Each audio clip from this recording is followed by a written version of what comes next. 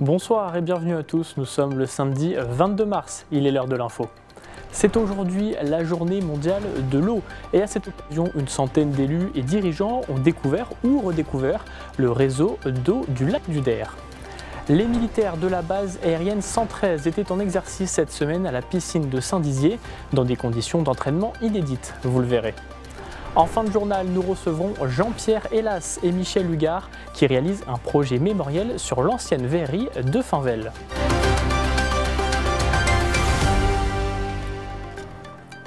Je vous le disais, c'est aujourd'hui la journée mondiale de l'eau. Pour l'occasion, le syndicat Champardonnais, les canalisateurs, qui regroupent des professionnels du réseau d'eau, a organisé hier sa 4e matinée de l'eau. L'opportunité pour une centaine d'élus et dirigeants locaux de découvrir ou redécouvrir, je vous le disais, en profondeur le fonctionnement du lac et de ses branchements. Gaël Bossu était sur place. Une visite guidée pour fêter la journée mondiale de l'eau. Pour l'occasion, le syndicat Champardonnais Les Canalisateurs, qui regroupe des entreprises du secteur des réseaux d'eau, a organisé sa 4e matinée de l'eau. Le thème choisi cette année, le fonctionnement du lac du Der. L'idée a été de se dire, on a à proximité de nous un ouvrage qui est assez exceptionnel, c'est le lac du Der, qui a fêté ses 50 ans l'an dernier.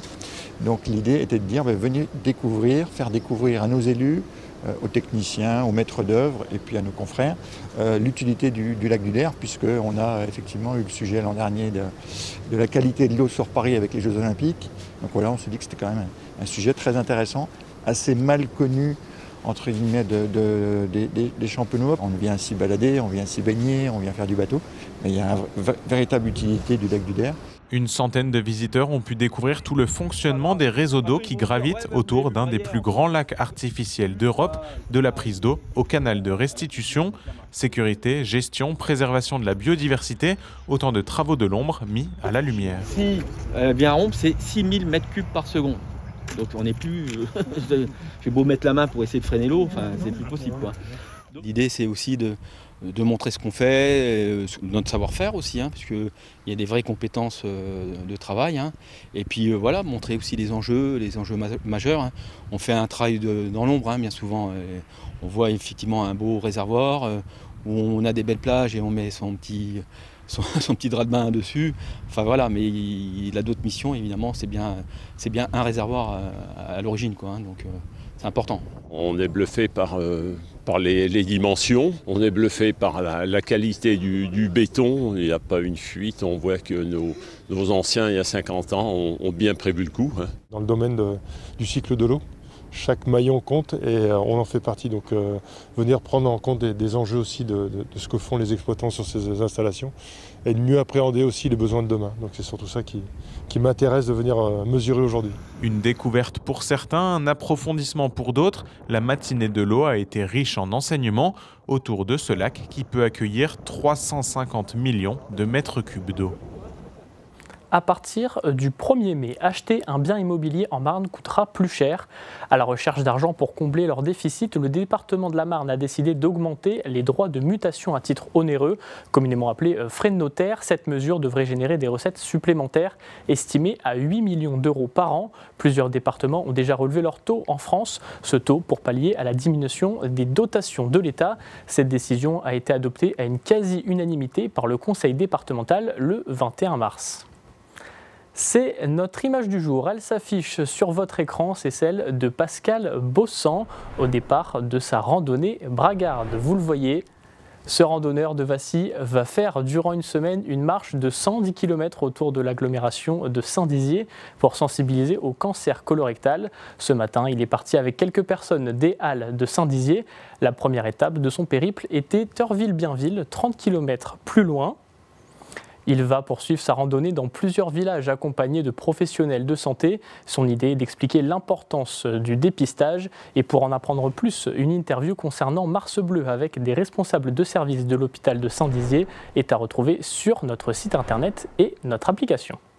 Retour dans l'eau, et cette fois-ci avec les militaires de la base aérienne 113. Ils sont dans l'armée de l'air, vous le savez, et pourtant ils se sont entraînés à la piscine de Saint-Dizier ce mardi 18 mars.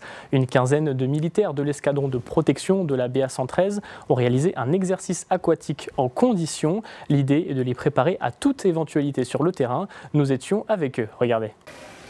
Des militaires de l'armée de l'air en entraînement aquatique. Ce mardi 18 mars, une quinzaine de militaires de l'escadron de protection de la base aérienne 113 se sont rendus à la piscine de Saint-Dizier pour une initiation de parcours aquatique. Pour beaucoup, c'est un exercice inédit. Il a pour objectif de les préparer à toutes les éventualités. Se rapprocher le plus de la réalité possible, en tout cas sur le contexte s'il y a besoin. Mais on va essayer de faire ça de manière ludique et autonome pour qu'ils se mettent le plus dans la séance et qu'ils profitent de cette séance de sport. Pour une raison X ou Y, on a un accident, on doit aller dans l'eau, des fois on a l'équipement, on a le sac, on a l'armement et on doit amener à être plus ou moins à l'aise dans un milieu nautique. Premier exercice, enfiler le treillis dans l'eau, puis direction le parcours où il rencontre plusieurs difficultés.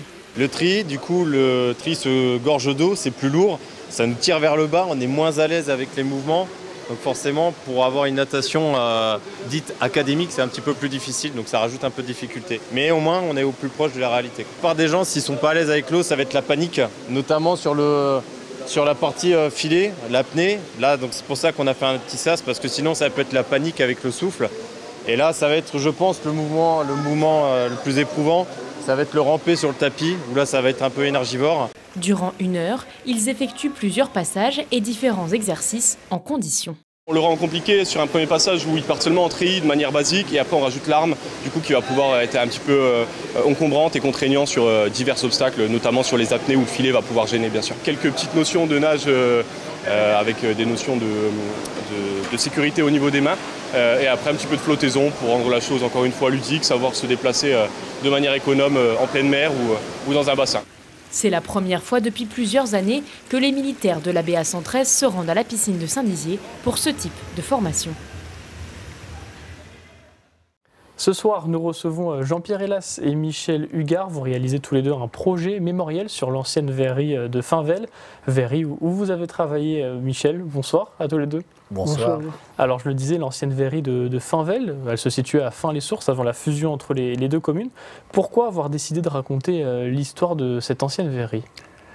On sait à Fin que la verrerie a une place importante dans l'histoire. Tout le monde connaît encore la trace. Il y a des bâtiments qui existent, dans lesquels il y a des manifestations. Mais il n'y a pas de manifestation qui laisse un signe pour que des plus jeunes comprennent ce qui s'y est passé. Et la commune a été intéressée à un moment en parlant avec le département, peut-être de faire une vitrine ou quelque chose avec peut-être un petit film ou quelque chose comme ça qui pourrait annoncer ou rappeler ce qu'a été cette usine. Et Expression, quand on est venu nous en parler, on a trouvé que ça n'avançait pas assez vite. Et on s'est dit, il y a une chose qui est urgente, qu'on sait faire, c'est qu'il y a des gens qui ont travaillé, qui sont encore vivants et qu'on peut peut-être retrouver. Et essayons d'enregistrer leur mémoire et de comprendre ce qu'ils ont vécu à la fois dans l'usine, mais aussi ce qu'ils ont vécu enfant ou dans la société qui était celle d'une partie de Finvel. Oui, tout autour de la communauté, finalement, dont vous avez fait partie, Michel. Vous avez travaillé oui. à la verrerie. Ce projet, quand on est venu vous voir pour Expression 55, qui est l'association qui gère le projet, est venu vous voir pour vous proposer de parler de cette ancienne verrerie. Est-ce que vous avez accepté tout de suite ? Ah oui, c'était même un honneur. De faire connaître le métier qu'on a exercé alors, à l'âge de 14 ans, bien sûr, on était embauché à 14 ans. Et même l'anecdote dans les années 40, peut-être, avant que les gamins devaient aller à l'école jusqu'à 14 ans. Mais ils continuaient à 12 ans à venir travailler. Et quand il y avait des inspections du travail, on cachait les jeunes de 12 ans dans des tonneaux, pour ne pas se faire verbaliser. Alors c'était une anecdote. Hein. Moi j'ai commencé donc à 14 ans à la verrerie de Fin, non pas comme souffleur de verre immédiatement, parce que comme l'école passait à cette époque-là à l'âge de 16 ans, mon directeur d'école ne voulait peut-être pas trop que j'aille travailler. Donc j'ai commencé à la comptabilité à 14 ans. Mais je ne gagnais absolument rien, quoi. C'était 152 francs par mois. Oui, donc aujourd'hui, je ne sais pas ce que ça représente, mais ce n'était pas une somme importante. Pour revenir rapidement du coup sur le projet, donc c'est avec l'association Expression 55, dont vous êtes membre. Là, vous enregistrez, c'est ça, visuellement, enfin avec une caméra, des mémoires, des interviews d'anciennes personnes qui ont travaillé à la verrerie. Oui, c'est une habitude et un savoir-faire qu'a l'association Expression. On est une équipe, bien entendu. On ne fait pas que l'audiovisuel, bien entendu. Mais à côté des fictions, on est très intéressé par tout ce qui touche à l'histoire. Et dedans, on a poussé la porte des documentaires historiques. Et dans cette série-là, on a toujours trouvé intéressant d'enregistrer la mémoire de gens qui pouvaient témoigner. Ça peut être lié à la Deuxième Guerre mondiale, ça peut être lié à un passé particulier au niveau social, un engagement. Et là, on s'est dit, il faut aller trouver des personnes qui veulent bien raconter leur passé, comment ils ont vécu à Fain, à une certaine époque, comment et pourquoi ils sont entrés dans la verrerie, quel métier ils ont fait, et puis comment a été la suite de leur vie. Voilà. Et c'est là que Michel a été d'une aide remarquable en nous trouvant progressivement un certain nombre de verriers encore en vie. Oui, parce que vous avez travaillé une dizaine d'années dans la verrerie, c'est ça ? J'ai travaillé 12 ans à la verrerie de Fain. Je suis parti, j'avais 24 ans, quoi. J'ai commencé à 14 ans, à 24 ans j'ai arrêté, puisque la verrerie fermait à cette époque-là, en 78. Et puis c'est là que j'ai travaillé donc, à la ville de Bar-le-Duc. Et racontez-nous pourquoi la verrerie a fermé ? Alors c'est essentiellement dû au premier choc pétrolier en 1974, où là le coût du fioul notamment, puisqu'ils prenaient du fioul pour chauffer les fours, était devenu trop cher. Et puis on avait la concurrence des pays de l'Est, qui eux arrivaient à vendre beaucoup moins cher que les verreries en France. Donc ils n'ont pas supporté le premier choc pétrolier. Ensuite, il y en a eu un deuxième un peu moins important, mais là c'était beaucoup trop pour la verrerie de Fain. Et on faisait partie d'un groupe qui s'appelait la Compagnie Française du Cristal. Parce qu'après la première difficulté, ils se sont regroupés. Il y avait Vannes-le-Châtel, Baillel, Valais-Restal, et puis je ne sais plus quelle verrerie d'ailleurs. D'autres usines aussi oui, donc on était 5 cristalleries, puisqu'on faisait du cristal aussi, notamment. Mais la plus connue en cristal, c'était Baillel, qui se situe dans le département de l'Aube. Ensuite, il y avait Vannes-le-Châtel, qui était déjà conséquent. Fain venait un peu après parce qu'on faisait beaucoup de ce qu'on appelait du limonadier. C'est-à-dire que c'était les verres pour les bars, les verres Ricard ou des choses comme ça, pour ne pas citer de nom d'alcool. Et c'était beaucoup moins important que de faire, comme à Baillel, des beaux vases. C'était des productions qui étaient différentes. Vous avez connu quand il y avait plusieurs centaines d'employés, et puis vous avez connu aussi la fin, où vous étiez beaucoup moins nombreux. Comment était l'ambiance un petit peu ? Vous avez vu qu'en faisant les différentes interviews, il y avait un contexte social autour. Quelle était un petit peu l'ambiance à Fainvel autour de cette usine et de cette verrerie ? Alors, on peut remarquer déjà qu'au niveau social, les familles qui habitaient toutes les unes à côté des autres se côtoyaient, vivaient, j'allais dire, le même parcours, dans des conditions souvent difficiles, mais qui avaient une grande entraide. Et les témoignages et les souvenirs, alors il y a l'histoire qui fait ça, mais souvent ce sont des bons souvenirs, parce qu'il y avait une unité, une camaraderie là-dedans. La deuxième chose, tous les gens qui sont allés travailler à la verrerie, rares sont ceux qui nous en disent quelque chose de négatif.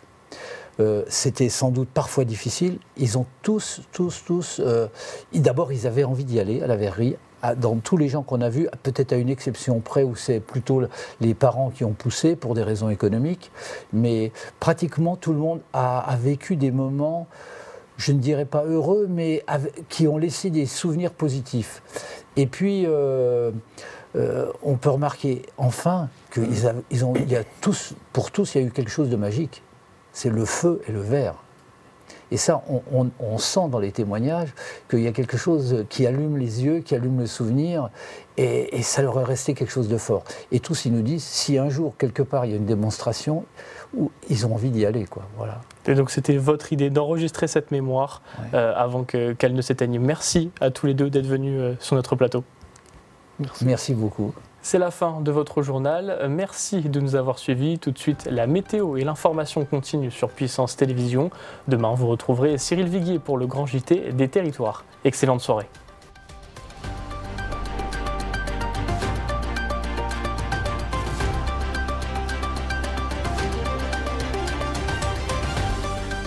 Toute l'actualité en continu à retrouver sur notre site internet et notre application mobile.